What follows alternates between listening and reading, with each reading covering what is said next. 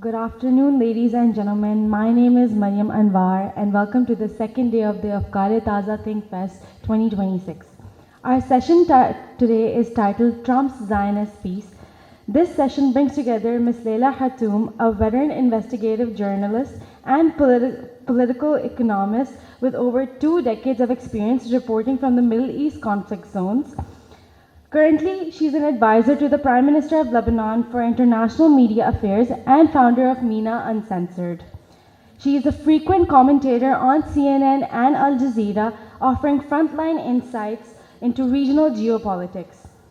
She will be in conversation with Mr. Ijaz Haider, a senior journalist and defense analyst who has held editorial roles at the Friday Times and Daily Times, hosted shows on Dawn News and Sama TV, and is currently senior advisor at SDPI. He is also the editor for National Security Affairs at Capital TV and anchor of his own program. I would like to extend a very warm welcome to our guests as they enlighten us with their insight.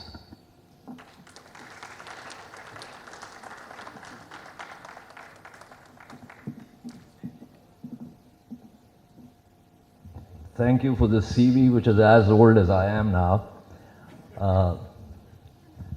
I was with SDPI about a century ago, but that's fine.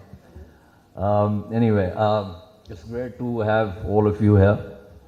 And I'm really grateful to my friend Leila for accepting the invitation and travel all the way from Beirut. When we were deciding this session, Dr. Yaqub Bangish asked me how I wanted to title it. So this title, Trump's Zionist Peace, is a very deliberate title because Trump is pretty naturally a Zionist. And one of the things that I've talked about and also written about is that, among other reasons, the 7th October military attack by Hamas and other resistance groups into occupied kibbutzim in occupied Palestine was because what Trump did in his first tenure. And we'll talk about that. But let's remember that he put a cabal of American Jews as his advisors. His ambassador to the Zionist entity was an Orthodox Jew whose daughter made Aliyah while he was the ambassador.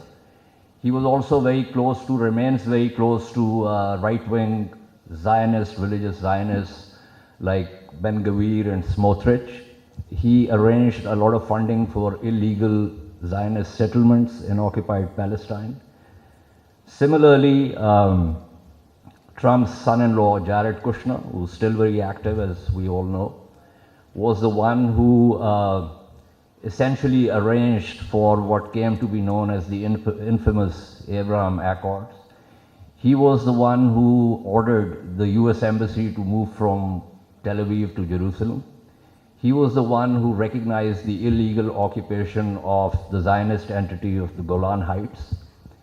He was the one who did nothing, not even lift a finger, when the Israelis, the Zionists, began expanding their illegal settlements. He was the one who shut down the PLO office in New York. So the list goes on and on.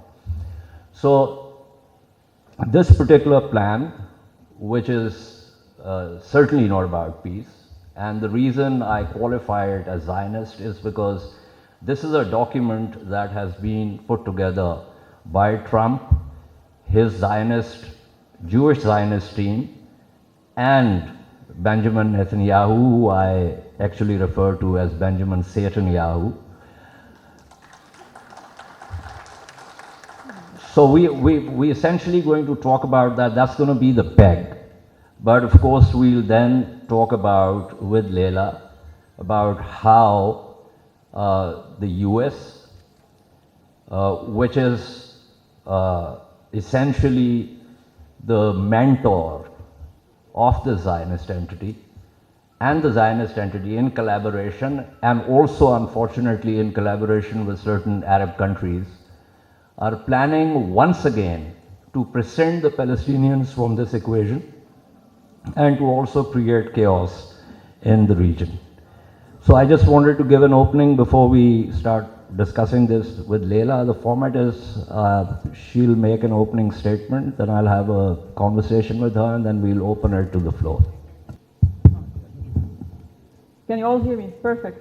So first of all, I want to just clarify two things. As much as I love to basically embellish my CV, but I'm the advisor to the former Prime Minister of Lebanon when he was Prime Minister at the time. That was between 2020 and 2021.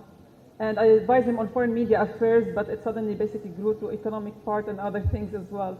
I immerse myself into everything when I go into a job. I do commentaries for international media, but not for CNN. I worked with them during the 2006 Israeli aggression on Lebanon. I was their fixer. And that's it. I just needed to do this clarification. Otherwise, people will say that I'm lying on my CV. Having said that, it's very important for people to understand that everything that's happening in this world has nothing to do with religion and everything that's to do with religion. Zionism in itself has nothing to do with Judaism, but there are certain people who are without religion. They don't believe in God, they believe in money and power, who wanted to create a place for themselves on earth, and they hijacked a religion and they're doing or committing atrocities in the name of that religion, so they can actually milk more empathy from the world at any point and more support. In that sense, for those who don't know, Zionism has no roots in religion, in Judaism. It is a secular political movement that's based on hatred and racism according to the United Nations itself. The United Nations voted on that in 1975. And in that sense, the Zionists went angry because it exposed who they are. They are not the original Jews. They are infidels who actually took over or hijacked Judaism to commit atrocities. Much like when you have people hijack Islam and the name of Islam and commit atrocities and terrorism, but they are not real Muslims, otherwise they wouldn't be harming other people. So, having put that on the side, Zionism has grown tremendously over the past century. It controls governments, and in that sense it controls decision-making process in lots of capitals around the world. And they needed to take over America because it's the strongest country, and they managed to do so slowly but surely. The ones who stood in their face were either smeared, axed, or even assassinated. And we can go into conspiracy theories if you want to, but everything connects to one another. And now we have an extremely pro-Zionist, if not a Zionist president, more Zionist than Joe Biden himself, who called himself a Zionist. And that person is doing their bidding. They tell him, take as much money as you want and give us whatever we want across the world. They're not going to stop at Palestine. After Palestine, it will be Jordan, because they think that they took over Lebanon and Syria. After that, it's going to be Jordan. From Jordan, there's Egypt, then there's Saudi Arabia. And what tells you that they're not going to expand and control everybody else's resources? Pakistan could be next. Africa, they have expanded in the Horn of Africa. Nobody hears about them. They have a military base over there. And in every step that they take, they use the US, Britain, France, and other Western nations to support their expansion over there. They control what you call the decision-making rooms, hedge funds, bankers, etc. And these people finance the politicians who make the decisions.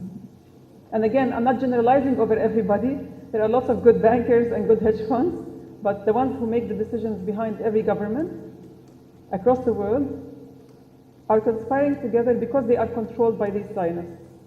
So once you start reading the bigger picture, you'll understand. Can you please put map number 1? This map shows you the expansion. I'm going to walk a little bit, I'm sorry about that, and then I'm going to end it. So here's the United States, Greenland, Venezuela, Democratic Republic of Congo, where 2 years ago they caught an American trying to do a coup. We have a cat watching us now.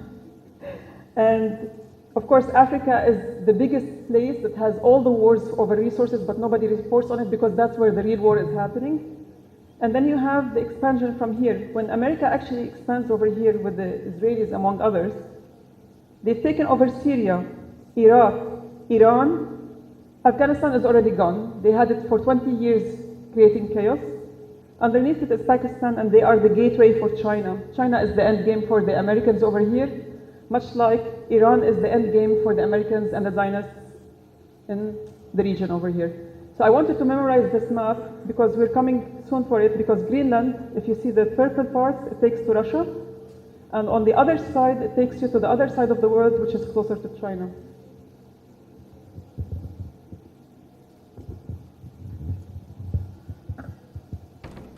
I love maps because, no, actually, I mean, unless you have the map or unless you've been on the ground, it's extremely difficult to figure out what's going on. I mean, look at Syria, for instance. I mean, Syria. That was the land bridge between Iran and Lebanon. And the western pier of that bridge has been taken out. And that was one of their successes. And it's not just the Zionist entity, but the other countries involved in that also, including Turkey and Saudi Arabia and the rest of it. So we're looking at a world which is obviously very complex. But I want to go back to one point with reference to the liberal / secular, in fact some would also say left incarnation of Zionism. We know that Theodor Herzl did not even like the rabbis. We also know that many of the Orthodox Jewish rabbis were opposed to this. That whole idea of the house of Joseph and house of David, we don't want to get into that debate, but what we have seen with, for instance, Zeev Jabotinsky, and who is the paterfamilias of the Likudniks, and then the rise of this religious Zionism, which has now become extremely important and which is reflected in the personas of people like Smotrich and Ben-Gvir. So it seems to me, and also the illegal settlers, not just the settlement, but also the outposts. So it seems to me that now that particular brand of Judaism is coming into tight embrace with Zionism. You have to understand one thing. Almost all of those who started the Israeli entity were Zionists, and they were all professed atheists. For those who don't know, David Ben Gurion, whose real name is David Gruen, of course they changed their names. Ben means son in Arabic. So they tried to alter their last names to insinuate that they belong to the Middle East, but they are not from the Middle East. So David Gruen, or David Ben Gurion, prided himself that he never stepped foot in a synagogue. He writes it in his memoirs, that he never stepped foot in a synagogue ever in his life. And he was a wanted terrorist by the British. The British mandate called him a terrorist because he was blasting the British troops over there and killing Palestinians along the way. So that terrorist atheist was the first prime minister of the city, were Zionists, and they were all professed atheists. For those who don't know, David Ben Gurion, whose real name is David Gruen, of course they changed their names. Ben means son in Arabic. So they tried to alter their last names to insinuate that they belong to the Middle East, but they are not from the Middle East. So David Gruen, or David Ben Gurion, prided himself that he never stepped foot in a synagogue. He writes it in his memoirs, that he never stepped foot in a synagogue ever in his life. And he was a wanted terrorist by the British. The British mandate called him a terrorist because he was blasting the British troops over there and killing Palestinians along the way. So that terrorist atheist was the first prime minister of the Israeli entity. And he's one of the founding fathers of the Israeli entity. And he's a Zionist. Those people don't believe in religion, and the world did not trust them.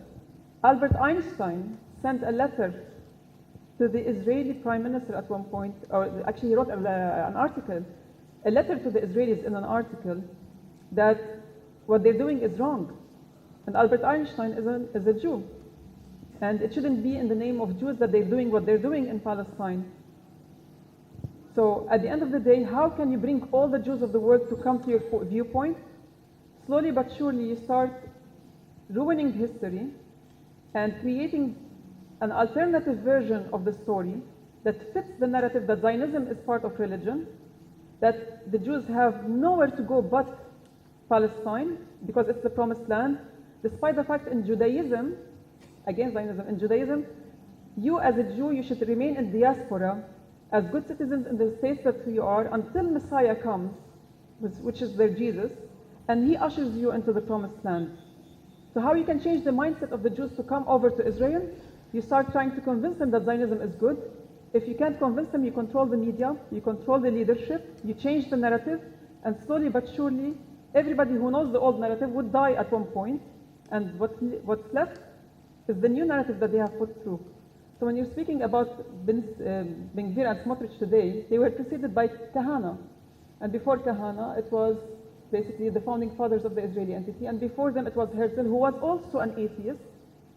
And he was buried in Palestine, despite the fact that he didn't come from Palestine. And those people have nothing to do with the promised land. They're breaking another commandment by God that he had given to the Jews. So they don't care about religion. So at the end of the day, what they seek is power. And if they cannot get it one way or another, they will create wars or control governments to actually achieve that power. That's correct. But there are kind of two strands. For instance, if one reads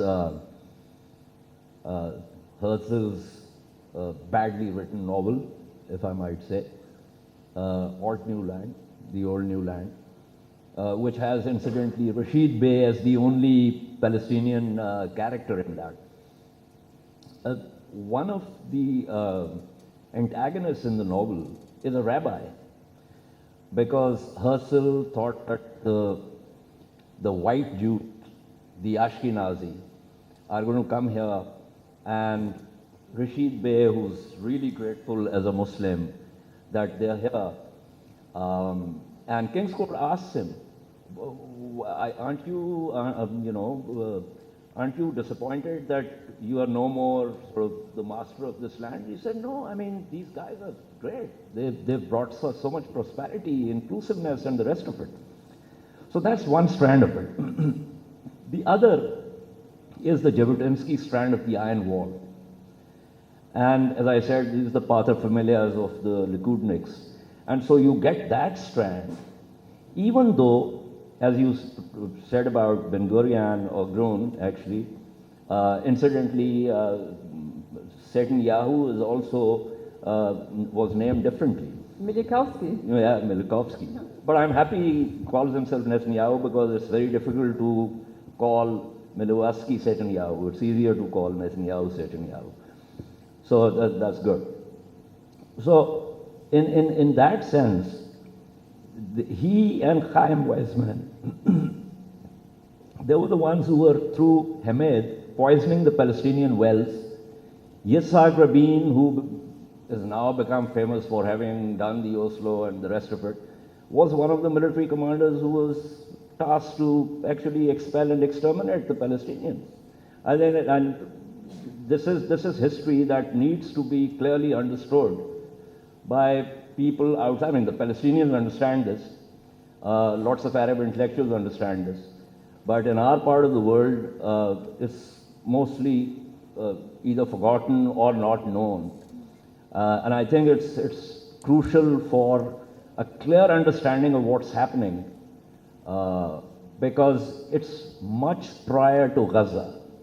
Gaza is a continuation of that policy of slow structured violence and extermination and expulsion of the Palestinians. There's something that people don't know. So the colonization of Palestine by the Zionists, we're not talking about the Jews, by the Zionists, did not start after World War I and the Balfour Declaration of 1917. They planned it for the next 100 years. Okay? This is what strategists do. They don't basically plan for the next year or two. They altered their plan for the next year or two, but they have a plan set for the next century. When they created the Middle East with its current boundaries between nations that sometimes are not homogeneous, they did it on purpose so that they continue to fight each other. Then they will use it after 100 years and redraw the maps like we're seeing today. Palestine, they started going into Palestine in the 1830s. 1832, the first wave of the Zionist Jews were sent over to Palestine.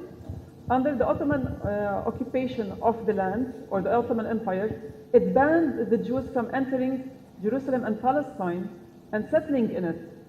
And they had to exert so much pressure to the extent that the Sultan allowed them to go in with a pink slip. For those who don't know what the pink slip is, if you are a Jew who wants to go to the Holy Land to do pilgrimage, what do? You hand over your passport at the borders, and then you take a pink slip instead of it, or a red slip. And then by the time you exit, you give it back and you take back your passport. The first wave of Zionists went there with malintention. They wanted to stay in the land. So they handed over their passports, and they tore the pink slip, and they stayed inside Palestine. And the first of the settlements they created was in northern Palestine, and they were supported and financed by a British nobility, a man called Sir Moses Montefiore. He started before even the Rothschilds started financing the Jews going into Palestine. And what did he do? He continued to finance them until they established Jauna, for example, one of the first settlements in 1852 and 1870s. They started growing these settlements. By 1901, the smear campaign against the Sultan to topple the Sultanate was launched by all these Zionists who tried in the 1800s to take over Palestine, and they couldn't. And they tried to buy Palestine from the Sultan, and he refused. Herzl actually visited the Sultan at one point, and I said, like, we can pay for land over there, and he refused. He said, can we give us a homeland for the Jews? And he said, this is not for you, this is for the people. And he issued a decree banning the Jews from buying land in Palestine. So what did they do? They created a smear campaign, tarnishing the image of the Sultan. They capped on the mistakes of the Sultanate itself when it was killing the Lebanese, the Syrians, the Arabs who were under the Ottoman occupation. They used that against the Ottoman Empire, and by the early 1910s, 1911, when First World War later on started, they had approached the British and other governments saying, we will finance you if you promise us a homeland for us. And that's how the Rothschilds received a letter from the king, from His Majesty's basically government, actually, not the king himself, but they speak in the name of the king. They're saying that the king basically promised them the land, and he will give them the land based on that promise. But he had received financing before that. We were just talking about it. So when you receive finance in exchange of a promise, that's actually an agreement. And it's a done deal because they already paid the money. Now you have to hand us the land. So they had planned it beforehand. And what did they do between 1917, when they got the Balfour Declaration, until much later? They started sending waves and waves and waves of Jews from Europe over to Palestine. And what did this end with? It ended with a change in demography and race of the people who are living in the land. For those who don't know, the Israelis are now trying to hide it. The Zionists are trying to hide the original story. They're trying to claim that the Palestinians are Arabs who came from elsewhere and they settled in the land. But the Jews were there before them. The funny part is that Chaim Weizmann, as a historian, he has a book, he had written a book. And also basically David Ben-Gurion, he did that as well, where they said in 1918, it's written by them, that the Palestinians are the Fallahin. Palestinians is Fallahin, which means the farmers, right? The Palestinians are the natives of the land. They never left. They were occupied by the Arabs, and now they speak Arabic, and they took that religion, but they are the natives. So if the Israelis, the forefathers of the Israelis are telling you that the Palestinians are the natives, and now they're trying to change the narrative, look at the masses across the world, including in Europe, who now believe that the natives were the Jews, and the Palestinians are not the natives. So you can use their words against them, but you have to read. After 100 years, people will have forgotten what Weizmann and David Gruen and others had said, and they will only remember the new narrative, the Zionist narrative, the house of David and the house of Joseph, This is also an alteration of the original narrative. There's nothing called the house of Jacob and the house of Joseph. Yusuf, Prophet Yusuf or Joseph, is the son of Jacob. Jacob had 12 sons. And when you speak about David among others, they're trying to alter the narrative to fit their own, what you call, lies and propaganda. They use some reality and then add a lot of what you call poison into honey, and then they dish it to you as the actual history, but it's not. I caught them in one of the lies, and this is how they control the world, this is how they start wars. If a place doesn't fall under them, they go and control the finances, control the government. You know what AIPAC does in the US? The decision-making process. They go after the most powerful of politicians. If they cannot bribe them, if you don't need their money, they will try to find a mistake that you've committed and they will embellish on it. And may I basically mention Epstein? Do you know the story of Epstein? Okay. So you understand that when you don't need their money, they catch you in compromising positions. And if it's not compromising positions, they will create that compromising position, take a picture, and then basically try to blame you. The smartest of the people that I've ever heard or met was, one of them was basically the former Egyptian ambassador to Tel Aviv. Listen to this one. They filmed him having an extramarital affair. And they came over to him, they sent him the Mossad, saying, sorry, the Shin Bet. They're like, these are your pictures. They wanted to actually recruit him to be a collaborator and a snitch on his own government, and like to leak some information for them. So he took one look at it, and of course, when it comes to being an ambassador in a very critical position, in a very critical place, they do have what you call intelligence and military training. So they can control their emotions, right? So the ambassador, he said it in an interview. He's like, I was looking at those pictures and I said, oh, these are great positions, don't you think? They cannot use it against him anymore. He's like, I did a great job. He's like, I screwed you, you're not the one screwing me, the other way around. And they couldn't use it against him.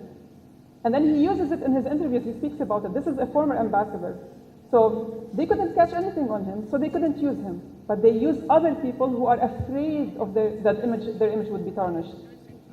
And this is how they start controlling you bit by bit. And the first time you actually work with them, you're stuck, because eventually they can tell the world, you worked with us, you cannot go back on this one. We're going to expose you. And this is how Zionism works. Zionism controls you as a politician. If not, they will grow you from nothing into something. Suddenly you hear, for example, about certain people who became politicians. You don't know anything about their background. Nothing whatsoever. And if you don't comply, they will find somebody else.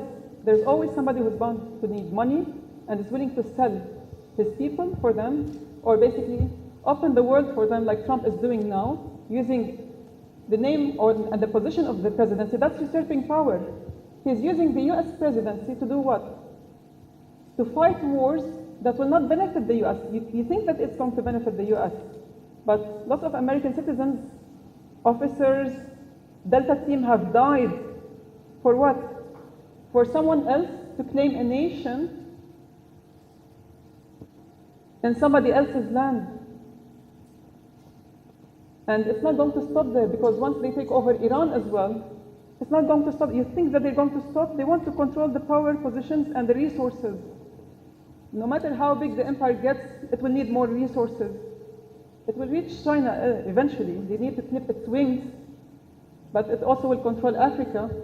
And the fight over Central America and Latin America, the backyard of the US, has already started. Not because the US doesn't want people who hate it behind, like in its backyard, but because there are lots of resources over here that they need to control. And it's not for the benefit of the US, because they need to continue to fund who? The Israeli entity. Hundreds of billions of dollars in weapons, tens of billions of dollars in direct finances and taxes go there. It's not sustainable unless you find new resources, and this is why you find wars all across the world. Two countries, and of course the former mandate powers, conspiring together against the natives of the world. It's really sad. But as they say, there's many a slip betwixt the cup and the lip. Just a couple of points before we open it to the floor. One, there's a lot of literature written by the Zionists and also pro-Zionist analysts elsewhere about the Zionist concept of their security rings. There's the inner security ring, which included Egypt, Jordan, Lebanon, and Syria. So Egypt and Jordan were taken care of in a different way. Lebanon and Syria, of course, we know what's happened there. And then there's the outer security ring, which involves Iraq, Iran, and Libya. So we know what has happened to Iraq, we know what has happened to Libya. So the only entity left is Iran. So what's happening there in terms of exploiting the internal fault lines and organic grievances, there's a very clear indication of external interference into that. As Leila said, and this is a point that I've also made many times, if you are what we consider as a rational choice actor, the United States' interests in the Middle East or in the greater Middle East do not actually converge with the Zionist entities. Because the Zionist entity wants chaos in the region. It's through chaos that they believe that they will remain secure. And this is not a new strategy. I mean, if you go back to how Cardinal Richelieu, the French first minister, when he had to keep France secure from the Habsburgs and ensure that there's no German unification, he was prepared to reach out to the Protestant Swedish king in order to ensure that, there's a balance of power and the Germanic tribes keep fighting among themselves and France will remain secure. It's the same kind of strategy that the Zionist entity is trying to do in the greater Middle East. Secondly, this particular plan, it's completely wishy-washy as far as the essential issue is concerned. The essential issue of the Palestinian self-determination. There's no Palestinian as part of this Board of Peace. There is an authority below this where they're supposed to have these technocrats. But that's about it. It's been, precisely, the council. And it's not, it actually allows the Zionist entity the space to continue to expel and exterminate the Palestinians. And this is again something which fortunately the revisionist Zionist historians have told us, like Benny Moritz, for instance, Abu Shalem, Ella Shohat, and various others. So we know, Ilan Pape. I mean, Ilan Pape and Abu Shalem, of course, are not Zionists. They are Jewish historians, but they've told us very clearly how this entity is a settler colonial project. But I disagree with you when it comes to Ilan Pape. Avi Shlaim, for example, who comes from Iraq originally, he's a Jew from Iraq. So he's a native to the Middle East, but he's not native to Palestine. Left the Israeli entity and went over to live in the British Kingdom, like the United Kingdom, in the UK. When it comes to Ilan Pape, he continues to go back and forth. He has a house in Palestine. That house is on stolen land. He will tell you that he's not a Zionist and listen to me, but you'll also see some of what we call the poison into honey. Sometimes you need somebody who's extra credible in front of everybody. He's attacking the Israelis, but he's passing the narrative that you need to hear and you will be happy with it, but it's not true. He's a historian, but they distort history as well. I wouldn't trust somebody who would claim that he's not a Zionist and still goes back to the Israeli entity and teaches over there for a reason. Because if you are a real Jew, you will not set foot in the Holy Land, if they consider it the Holy Land, until your Messiah comes back and you are ushered over there. That's why you have thousands and tens of thousands of Jews who refuse to go back to the Israeli entity. Millions, actually, not thousands. If you look at the whole situation, you have more Jews outside the world than the Jews who live in the Israeli entity. If all the Jews in the world, at any point, believe that they have the right to the land now before Messiah comes, you would have seen all 19 million of them in the Israeli entity. But they don't go back because they don't want to basically break the covenant with God and infuse more fear, what's called anger from God over breaking one of his punishments, that they have to live in diaspora until Messiah comes. So at the end of the day, if somebody tells you that they're not a Zionist, don't trust them. I'll give you an example. Who here has heard of Gideon Levy? Okay. For those who don't know, Gideon Levy is actually a very well-known Israeli journalist. And he writes about Palestinian rights, and he exposes the Israeli entity every now and then. He writes for Ha'arad, or the land in Hebrew. And it's a very, what you call, leftist paper. And for the longest time, people thought that this person is anti-Israeli to what they're doing to the Palestinians. So he's definitely not a Zionist. And most recently, a year and a half ago, 2 years, he was giving a speech and he said, I am a Zionist, I am a Jew, and I'm an Israeli. So now they don't differentiate between the word Zionist and a Jew, and a Zionist and an Israeli at any point. They're trying to infuse into your mind that Zionist is Judaism, it is being an Israeli, and it's not true. And this is a very educated person, very cultured, and every word that he says is not out of vacuum. Yes, he's doing a great job by writing about the suffering of the Palestinians, but it's the exact right image of a person. If you want to pass a message, they will be using this kind of person. And I grew up basically respecting this guy for exposing the truth about the Israeli entity. But at the same time, I don't respect him, not because he's my enemy, but because he continues and he's willing to live on stolen land, knowing it's a stolen land, and knowing that he doesn't belong there as an Ashkenazi white person, and then try to sell you the narrative that he is pro-Palestinian rights. You cannot have pro-Palestinian rights and steal Palestinian land at the same time. It's like telling the rapist who literally marries his victim, oh, you're not a rapist anymore because you married the victim. It doesn't work that way. So at the end of the day, you have to be very careful when somebody tells you, oh, we're not pro-Israel, or we're against the Israeli practices. If you're still living in the Israeli entity and you're still benefiting from the Israeli entity, that means you are a Zionist and you're willing to allow for this injustice to continue on and on and on. And this is what the Zionists do. They lie and they hide their identity. They show you the nice face. But most recently with this October 7, the best thing about October 7, I mean, like, most of it was bad, but the best thing about it is that the masks are off. And now they're boldly telling you, we don't give a damn. You're going to attack us, you will go to jail. Look what's happening in Germany. Peaceful protesters being beaten. So some of them basically they had the bloody noses, bloody eyes. They were taken to hospital afterwards just because they were raising the Palestinian flag or wearing the keffiyeh, peacefully protesting. In the US, they put not children, but like university students in jail for just basically saying that what's happening in Palestine and in Gaza is unjust. And it's basically what you call it's a genocide. They put them in jail for that. No freedom of speech anymore. They preach to you about freedom of speech, that you have to do reforms when it comes to human rights. The most human rights infringements happen over there. In favor of who? The West sold its morals in favor of supporting a criminal entity that's controlled by an atheist group that has hijacked Judaism to actually justify its actions. This is the simple truth about Zionism. Right. Well, about Germany, my old friend Sarmad can tell us a lot about, he lives in Germany, he's worked with the German parliament, was once my host there, very kind of him. We're going to open this to the floor.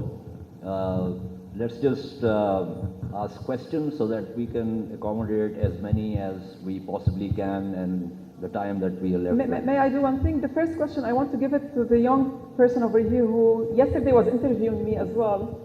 I want to hear his first question. Please stand up and introduce yourself. Ask the question and I'll answer you. And then everybody gets to ask whatever they want. I'm here, and if we don't have time, I'll go outside and I'll answer you outside as well. So till what extent can... So I'm Taha Muzammil. So till what extent can it be said that the Gaza war is over? That's a really great question. And the war is not over. A battle is over. The war is multiple battles. You lose some, you win some, right? The thing is that it was doomed to fail from the beginning because the Palestinians are not united. If the Palestinians were united from the first place, the PA with the resistance, which is basically Hamas among others, they would have at any point achieved something far larger than regaining Gaza or at least the West Bank. But resisting when part of your people are not supporting you, when the international community is supporting the enemy, that leads to one thing. You're going to fail in this battle, so you need to regroup. Yes, the Israelis and the Americans have taken over. They have plans for Gaza. They have plans for reconstruction, to take over, to kick out the Palestinians. They only keep part of the Palestinians that will be the workforce to build what the Israelis and the elites of the world are going to call the new Riviera of the Middle East. It's not for the Palestinians. Do you think that the Israelis who look down on the Palestinians as riffraffs, and Donald Trump who looks at all these poor people living in tents, he's going to allow them to stay in the Riviera of the Middle East? They invested billions and trillions of dollars in this whole war system to allow the natives to come back? No. What they're going to do is they're going to kick out the Palestinians, keep only a small part that benefit from them financially, and they use them as workforce, and the rest they will kick them to Sinai. The war is not over, because so long that you have a Palestinian who would wake up one day and say, this is my land, and he's willing to fight for it, whether it's going to be in Gaza or elsewhere, that means the war will continue to rage. So Gaza, to a certain degree, was lost because the whole world conspired with the Israelis against the Palestinians. But at the same time, the war is not over, only this battle. So long that somebody has this resistance in him, the war will continue later on. Okay? This is a war with many battles. This is a battle in a very long war. Anyone else with? Yeah, Salman. Then I'll come. Hello, Leila. How are you? I would like for you to comment on the Trump assassination attempt and how much control is Trump in the Zionist lobby? How no control they have of him? And was he portrayed after the assassination attempt that he was the right choice as comparative to the Democrats? Because the Biden government they were very, very easygoing to the Zionist lobby. They were very submissive to the Zionist lobby, and Trump resists sometimes, a lot of times he resists. He is very informal in formal meetings. He publicly curses Netanyahu, but he has to submit to Netanyahu. We saw that in Iran, and all the stuff that's going on geopolitically. So what's your point of view on that? We'll take two more questions and then. आपसे पहले वो हाँ बोलिए जी go ahead. Yeah, that guy. My question is essentially pertains to the Pakistani aspect of it as well. So of course it's an established fact at this point in time that Pakistan is going through an identity crisis. Our social identity more often than not has been based on this, or a factor of it has been based on our unyielding support for Palestine, if not the entire Muslim Ummah, and how we are unyielding in that. But our political identity, especially recently, has been based on pragmatism and ensuring Pakistan's survival. Now, how does the state try and consolidate this paradox of sorts, where we are sort of giving up that support for Palestine when we join the Board of Peace very readily and in fact sign the charter as well, giving up billions of dollars in that, right? And will that, as you pointed out, lead to following organic fault lines, which can in the future be weaponized against Pakistan or by any person looking to, or any entity looking to weaponize? Is this for me or is this for, since this is about, okay, is this for me? Okay, Ji, Salman, sorry, yeah, go ahead. Yes, thank you very much. As Ijaz said, I had the great honor to invite Ijaz to Germany, and we had a round table in the German parliament. And this topic of this session today would have been not possible to be in Germany, because this topic, Trump's Zionist peace, is totally a no-go in Germany. So you see, even the language is very, very sensitive. And what you mentioned, that young Palestinians have been beaten up, is very true. The fact is that what I felt in Germany is that when 1,200 Israelis were killed on October 7th, there was a lot of sympathy, a lot of solidarity. When 100,000 Palestinians, predominantly children and females, were killed, there was hardly any sympathy and any empathy. So I was wondering, how does it come? It was even the opposite. It was criticizing the Palestinians for being dysfunctional having not an effective authority, hijacking and using civilians as human shields. I mean, what kind of narrative is this? When I was living in the US, I was very surprised that every senator and every congressman in his electoral district or in his constituency gets funding from AIPAC, from the Jewish lobby. So this country is not able to be critical towards the US, towards Israel. But countries like Pakistan or Muslim countries are somehow so dependent on Western money, on IMF packages. So how do we deal with this very strange situation?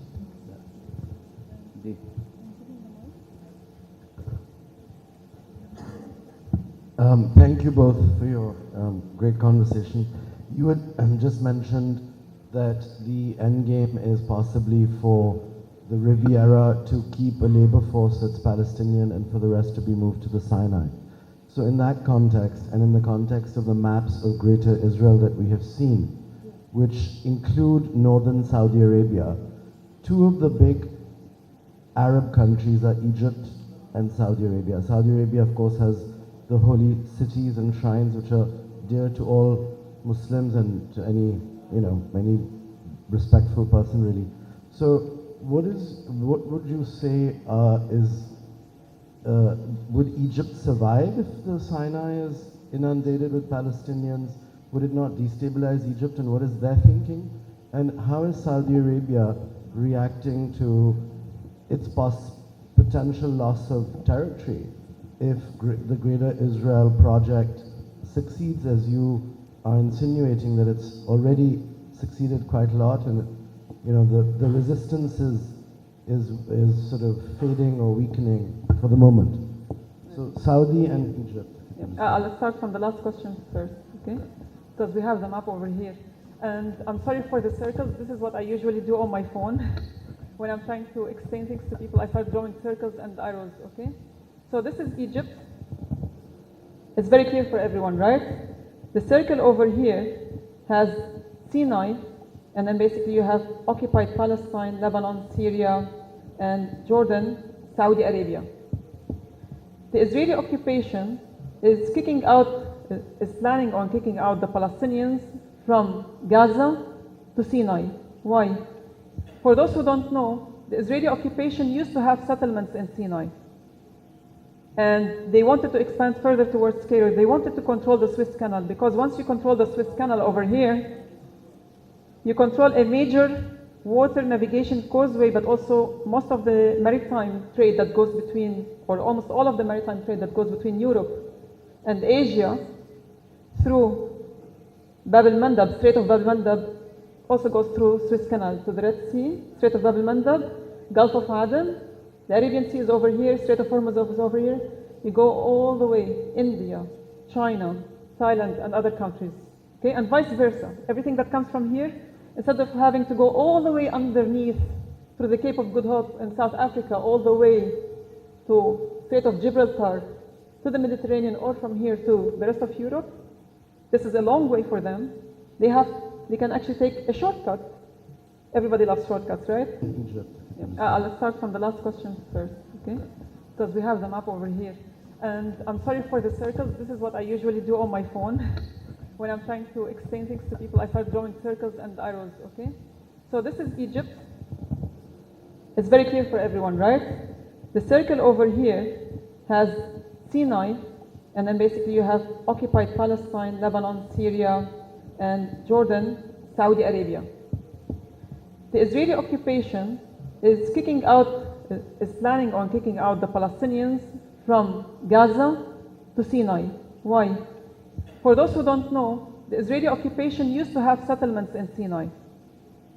And they wanted to expand further towards Cairo. They wanted to control the Suez Canal, because once you control the Suez Canal over here, you control a major water navigation causeway, but also most of the maritime trade that goes between, or almost all of the maritime trade that goes between Europe and Asia through Bab el-Mandab, Strait of Bab el-Mandab, also goes through Suez Canal to the Red Sea, Strait of Bab el-Mandab, Gulf of Aden, the Arabian Sea is over here, Strait of Hormuz is over here.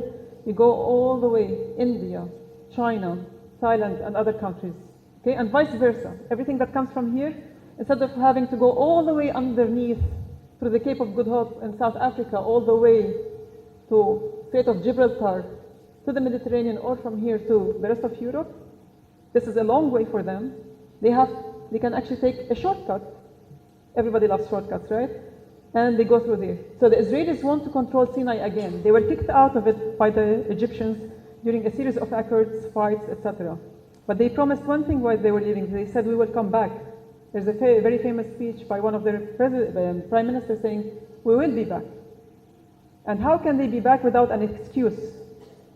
They tried to create an excuse or manufacture consent to have war with Egypt when you started having terrorists doing lots of bad things between 2005 and 2011. And that's why the Egyptian government had sent some of this military to Sinai, despite the fact that they had agreed that this place will be a demilitarized zone. They used it as an excuse to fight the terrorists over there, supposedly, right? So the Israelis couldn't tell the Egyptians, don't send your troops over there. But they need an excuse to fight them and get them out. So what will they do? They will move the Palestinians from Gaza over here to Sinai, because they have the joint border of Rafah. So through the Rafah border crossing, they will kick them out. Most of them, slowly but surely. They've already kicked part of the Palestinians out during the past 3 years, 2 years and a half. Okay? People were paying $5,000, $8,000 to get out to safety, and they're stuck in Egypt now. Egypt doesn't want them. The Israelis will not allow them to go back. Where are they going to go? And the rest of the ones that are staying in Gaza, nearly 2 million of them, not all of them will stay in Gaza. They will only keep the workforce. They will kick out everybody over here. So what will happen?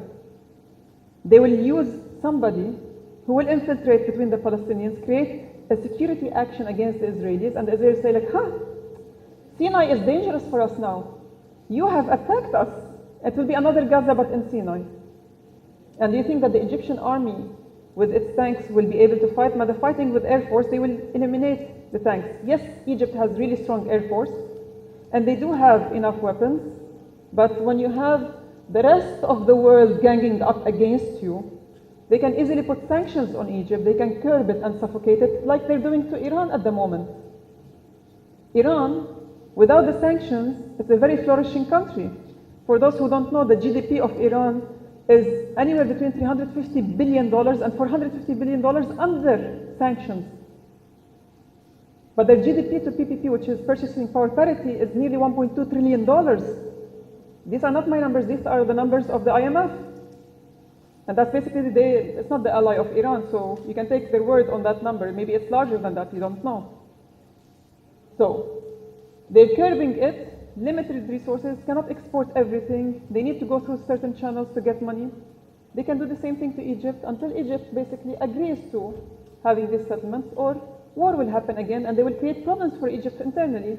They can use the Muslim Brotherhood like they did with when they brought over Sisi. Before Sisi there was this big riot and they toppled the regime.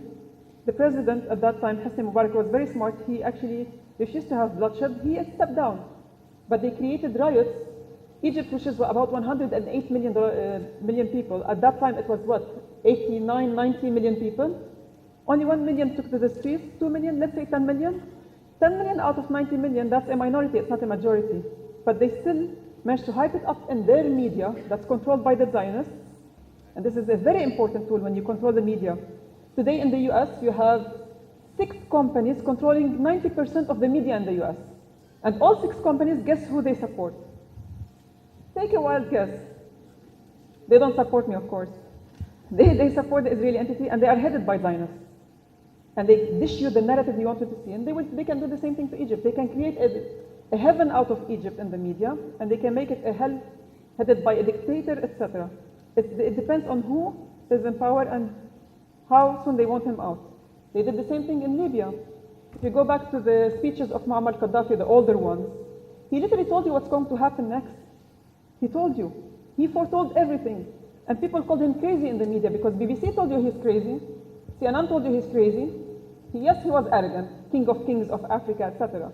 But the guy actually was calling for unifying an African currency that rivals the world, to denominate oil away from the dollar, so that you sell oil without having to go and buy dollar from the US and use it. And this is why they got him out. So the whole idea is that they can do the same thing for Egypt and they will take over. When it comes to Saudi Arabia, it's something that personally happened to me. Last year I had an interview with Rula Nasser. She's a very famous journalist in Lebanon on YouTube. She's a YouTuber. And she was asking me about Greater Israel. Greater Israel, which extends to all of Lebanon, almost all of Syria minus this small part. I'll show you the small part in a bit because I have it on the map. Jordan, parts of Iraq, parts of Kuwait, half of Saudi Arabia, and all of Sinai and parts of Egypt. Greater Israel will control parts of Saudi Arabia. So she was asking me, what do you think? And at that time, the Saudis were calling our resistance terrorists. So my answer was very natural. I said, I would love to see, because she told me like the Israelis want to create Greater Israel. And I said, well, Greater Israel includes parts of Saudi Arabia all the way to Mecca. And this is a holy space for us as Muslims, right? So I told her I would love to see, inshallah, the Israelis will take over to Mecca, so we would see, will the Saudis do an active resistance and defend Mecca or not? Because if they will resist, it means they are terrorists also by their own definition. And if they don't resist, they're cowards, right? So at the end of the day, I said it to relay a message. And the Saudis, of all the things that I said, they focused on that, inshallah, the Israelis will take over. They didn't hear the rest of the part where I said, I hope not, inshallah, no, because this is something that's bad for somebody to wish for on their friends and on their enemies at any point, to have the Israelis take over. Because the Israelis fight without ethics, and they control and occupy without ethics as well. They would commit all atrocities. So the Saudis went crazy and they created a massive smear campaign against me, trying to say like, I'm against Saudi Arabia. I have no issues with Saudi Arabia, literally. But let's see if the Israelis will come over here, will they defend? Yes. It means their act of resistance is terrorist, just like they're calling the Lebanese resistance against the Israeli occupation terrorist at the end of the day. So, you know how they can take over Saudi Arabia? Easily. Two ways. Either they control the ruler, and he will rule by proxy. He will do their bidding. They will have whatever they want in Saudi Arabia without having to fight for Saudi Arabia. Or they can create and hype in the media how dictator Saudi is and how basically it is lewd, whatever it is. It would have been easier in the past to say that they oppress women. But now they're open. They have discos. Drinking is allowed. You see Jennifer Lopez dancing in her underwear, basically was like the swimsuit on stage a few kilometers away from Mecca, right? So at the end of the day, how they can topple the people against the regime or create insinuation that creates a right against the regime, they say they steered away from Islam. The current ruler is bad, he's corrupt, he loves women. They will come up with these things and they will hype it in their media.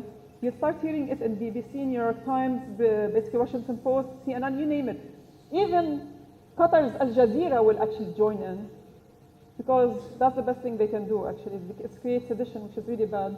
And if they hate Saudi Arabia, they will actually hype it up in their media as well. And slowly but surely they will have people writing. They try to do it with Iran. The difference between Iran and the rest of the Arab world is that the rest of the Arab world, they are a bunch of countries with egos. Whose ego is bigger than the other? I come from Lebanon, which is considered an Arab country. Egos run massive. False pride, okay? And this is what makes you lose wars. False pride, arrogance, etc. You don't want to believe that there's somebody who's stronger than you or thinks better than you. You think that your way is the best way, that nobody can defeat you. So Iran, the Americans, with all the propaganda for 20 years, and I'm not basically praising Iran, this is a fact. 20 years of propaganda, decades of sanctions, dragged it into wars with Iraq for 8 years in the 80s, and then dragged it with another war, depleted its resources during the fight against the Israelis. And they thought that the people were right against the regime, the ruling regime, the leadership. What happened when they were being bombarded by the Israelis? The opposition in Iran stood with the leadership. The opposition to the leadership stood with the leadership. They said, we don't want somebody to bomb our country. They're very nationalistic. They're very proud of their country. And this is what we lack over here in the Arab world. They see the foreigner as somebody who's better than them. We should side with the one who is strength. And I'm going to end it with this line for this answer. Usually it's the ignorant ones who believe the one who has the power is right. And the smart ones are the ones who actually can tell what's right from wrong, and they will stand with the person who has right. Unfortunately, most of the world, the populations, they love the image of a strong leader. It doesn't matter if he's right or not, and that's why Donald Trump, he's the best example to show you. The guy acts with arrogance, breaches all laws. He's not right at all, almost on every, like even when he's breathing, he's not right. The way he drinks is not right. Everything about him is wrong. Okay? And that person acts with such a macho power that you have lots of Arabs, and out of the 2 billion Muslims across the world, most of the patriarchal societies in the Muslim world, people are like, oh my God, he's so strong. He's saying it as it is. No, he's not saying it as it is. He's telling you what he's going to do to you, and you're happy with it. That's masochism, literally. So, standing by what's powerful is wrong. You have to stand by what's right. And we lack that in the Arab world, sadly. So, Egypt can easily be taken. The Egyptians will be angry when they hear that after you actually air it, but it can easily be taken through media and having people write against their own regime. Saudi Arabia, it can easily be done. They're very nationalistic, but wait until they start creating problems from the inside. So I hope that answers your question. Well, that answers lots of questions. We're going to conclude the session now. Is that what you want? Time is out. Oh. Yeah. Okay, It says so time's up. I'm going to answer the question. Time's up. We can take the questions outside. So anyway, let me conclude by, I have a more optimistic view of this, because the Prussian soldier and military theoretician Clausewitz has told us, and history reveals to us, that the application of force on an animate object is very different from the application of force on an inanimate object, because the animate object can respond in ways that one hasn't really been able to figure out. So lots of things are going on, and lots of new sort of waves of resistance are emerging. And I think of course there is the Zionist plan, but for that Zionist plan to actually succeed would require almost no resistance from this part of the world, and I don't believe that's going to happen. So let's give a big hand to Leila, and with that I conclude the session. For those who asked questions and I haven't answered you, I'm going to wait outside. I'll answer all your questions, I promise that. Okay? Usually I give extra details because not every day I'm in Pakistan, so I'll try to give all the information I have. I'm sorry about that.